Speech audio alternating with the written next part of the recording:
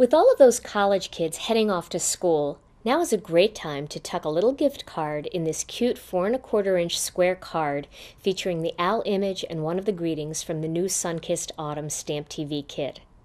Let me show you the tools and products you're going to need to do this card project. First, you're going to need some stamps, and I'm using this cute little owl from the new Sun-Kissed Autumn kit, and I'm using the greeting that says, "I'll miss you." Then I'm going to use a couple of ink pads here. I have 2 Memento ink pads. One is Tuxedo Black, and that's going to be for my owl image. And then I have the Espresso Truffle, and I really like the Espresso Truffle as an alternate to black because it's got a little hint of brown to it, but it's still dark and bold enough for greetings. Then I'm going to use a few Copic markers, and I'll tell you the colors that I'm using. I'm using BG10, that's Cool Shadow. I'm using E31, which is Brick Beige. I'm using W1, which is Warm Gray 1. And then I'm using the colorless blender pen. I'm also using a Bic marker, and this is Tiki Hut Tan. Now you can grab any markers you want to color your owl in. You don't have to use these. You don't even have to use Copics. You can color your owl using Memento markers or even watercolor paints or colored pencils. But I just grabbed these colors because they look nice and match the project. I'm also going to use some Cutter Bee scissors and some ribbon, and this is our ribbon that coordinates with our Dusty Sage. And although it is quite a bit darker than the Dusty Sage, and I'll show you that because I have a piece of Dusty Sage cardstock here, you can see it's quite a bit darker, but it's a nice complementary color. So when we design our ribbons and cardstocks and pattern papers to coordinate, sometimes you'll find colors that are a couple shades darker, but they coordinate so well together that we consider them a collection. Okay, and then you're going to need some mono adhesive. You're going to need some 1/4 inch pop dots. I have a few of the copper brads from the new Stamp TV kit. And then I have my Tim Holtz craft pick and one of the paper piercing templates that we carry. I also have a little piece of a mouse pad here that I'm going to use to pop the holes in. I like having a little bit of a cushion underneath. And then I'm going to use some of the pattern paper from the new Sun-Kissed Autumn Pattern Paper Pack. This is the one with the leaves and it's the lighter background. Some Dusty Sage cardstock and some ivory cardstock. I've also used the cameo, the silhouette cameo for this project, and I've cut some ovals and some scalloped ovals out and also a border. Now, if you don't have the cameo, that's okay. You can use Nestabilities to do this project. Nestabilities, Spellbinders has beautiful border dies and scalloped ovals and regular ovals, so you can use those. Or if you want, you can use punches. There's all kinds of oval and scalloped oval punches out there and beautiful border punches too. So don't be restricted just by what you see me do here in this card. You can step outside of that and look in your collection and see what tools you have that will work. Okay, to begin, I'm going to start with the owl image. And I've cut a little fat oval using a collection called the Petite Scalloped Ovals collection from the Cameo store, the Silhouette store. And this collection comes with a whole bunch of regular ovals and scalloped ovals all in one collection for 99 cents. And I've picked a couple of them here. I've picked this little scalloped oval, and then the next size up I'm going to use in ivory so that that kind of accents the scalloped edge. And then my owl is going to go on this plain oval right on top of all of that. So let's start by stamping the owl. I'm going to stamp him using some black ink. And I'm going to put him right in the center of this oval. There we go. Now I'm going to color this guy. I'm going to start out by coloring his wings and belly using the Tiki Hut Tan Bic marker. And I was actually, when I started working on this project, I grabbed this marker and thought it was going to be a little bit lighter. And as I started to color it, I realized this might be too dark for the rest of his body, so I decided to mix him and make him 2 different colors. So his wings and his belly are going to be the Tiki Hut Tan, but we're going to add a few feathers in there too, so that'll be fun.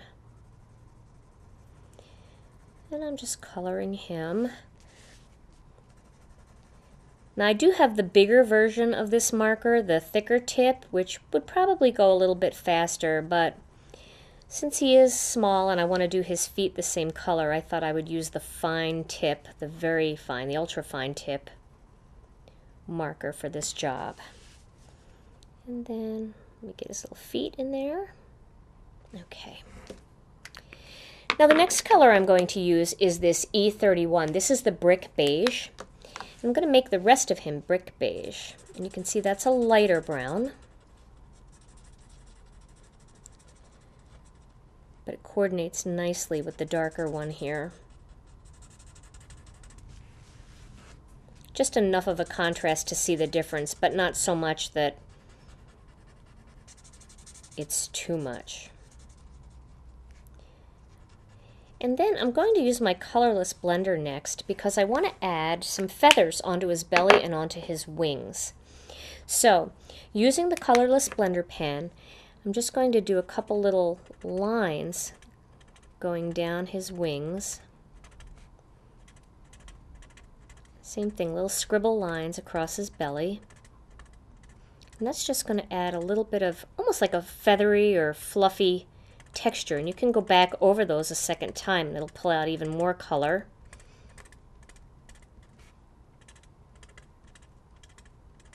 Let me do this wing over here.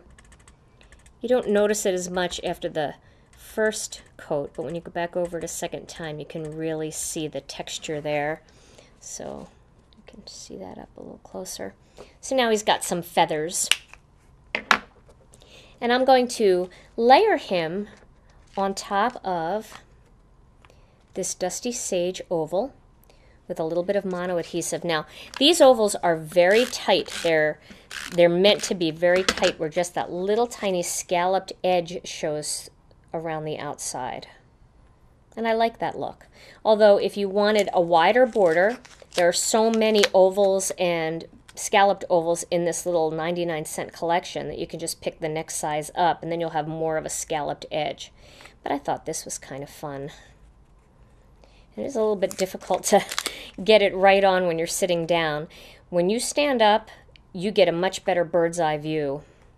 Okay, so that's pretty good. Now I'm going to put him, this whole piece, right on top of this plain oval, and that will make that little scalloped edge pop out a little bit better. It gives it a nice frame.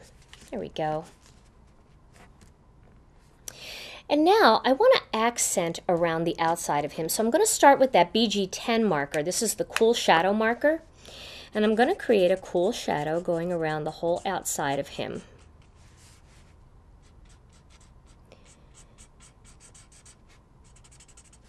And I started out just using the cool shadow when I was making my sample project for this video, but I found that I didn't like how much blue was in this particular color. So I mixed another color with it. I'm going to show you that in just a second.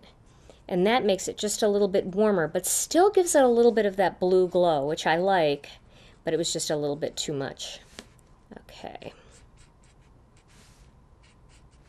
So there's that nice little blue glow. Now, I'm going to grab that warm gray, the W1, that's warm gray number 1, and I'm going to go back over that same area using the warm gray. And as you can see, it doesn't really turn it gray. It's almost like a more green gray because you're mixing it over that cool shadow. And I love the color that turned out to be because it almost looks a little bit like the Dusty Sage. But it's still very transparent, so it's a nice shadow for around the outside.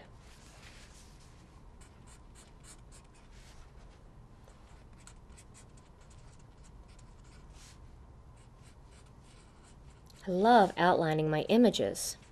You should try that with some of your images that you have at home. Just outline them with a real pale color. Okay, so there. Now he's all outlined there. I think I'm going to add a little bit more of that cool shadow up around the top here because I want a little bit outside the lines. There we go. Okay. Now I'm going to create this little panel here. This is one of the borders that I pulled off of, let me put that up against some ivory here so you can see it better. One of the border cuts that I pulled from the Silhouette store. And this came with 3 different border choices, and I just eliminated the other 2 from my page and then just cut this one. I cut a couple of these so I can make a couple projects. And I cut that down to be a little bit smaller. And when you're cutting, the best thing to do is hold up that image, that cut file, the cut, up against whatever you want to cut it to finish, and line it up so that it's in the center. See how that's centered? So I know if I cut it right there and right there, the scallops are going to be the same. You wouldn't want to do it where, you know, you have like something like that. So you want to make sure that you have it as centered as possible. And sometimes I'll just tack it down onto that, and then I'll put it on my paper cutter and just trim those 2 ends off. Or you can do it with a pair of scissors just while you're holding it, just to make sure it's nice and centered.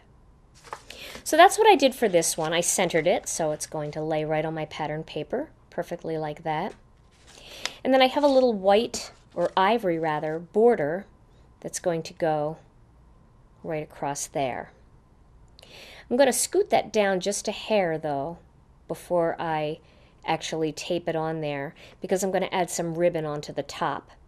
But first, to make sure I get everything lined up nicely, I'm going to stamp the I'll Miss You greeting using some of that espresso truffle ink right off to the one side. Now if you don't want to add any embellishments, then stamp it right in the center. But if you want to do some embellishing like I'm going to do, then stamp it off to the side. So there we go. I'll miss you. Okay.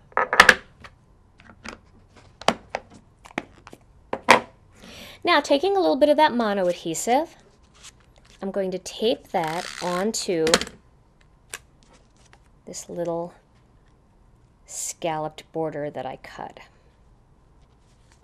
Actually want to pull it down just a hair. Right there.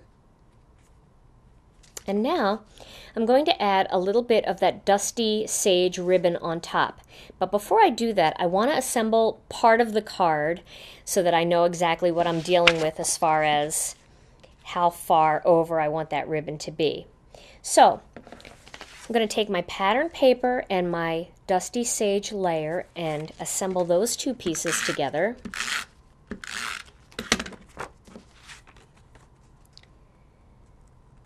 And get that in the center. This pattern paper is so fun. And then slip the border onto that panel. Now that'll let me know how high or how low I want it to be. So I'm going to put it pretty low, kind of close to the bottom there.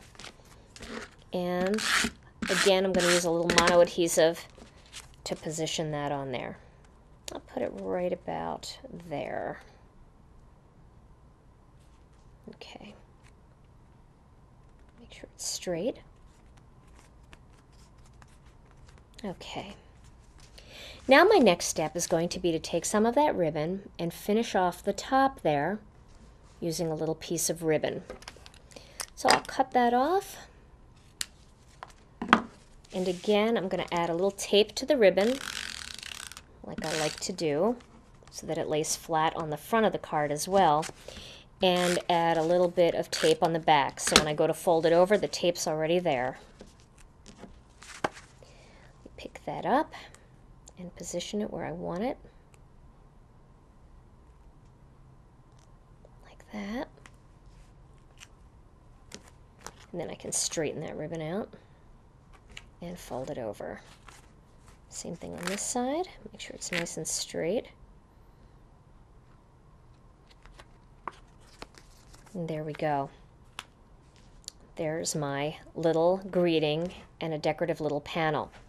Now I feel like it's a little out of balance, but I told you I was going to add another embellishment. So I am going to add some brads on this side. So let me grab that little piece of mouse pad and stick that right there. Now using my paper piercing template rather, sorry about that, I want to position that so that I know it's straight. The little bottom of the boxes are going across the bottom of the border there. There we go. I want to do 3 holes. I really like embellishments in 3s. So I'm going to do 3 holes, and I kind of want to spread them out a little bit. So I'm going to do 1 here, and then I'm going to skip a space and do 1, and then skip another space and do 1. So there I've made 3 holes on that side.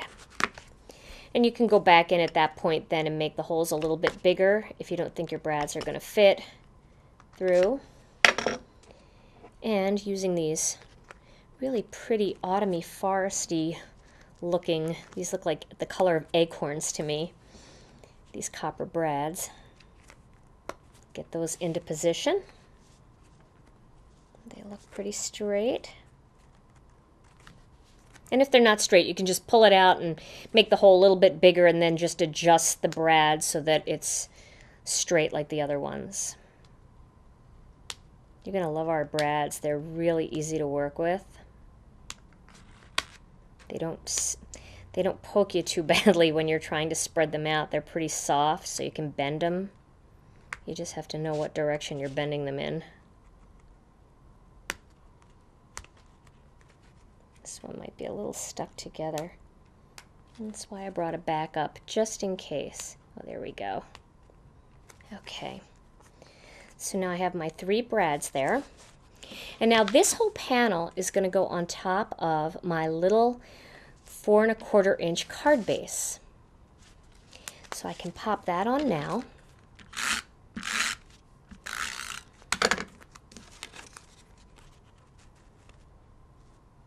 And then I'm going to finish my card off with my owl focal image.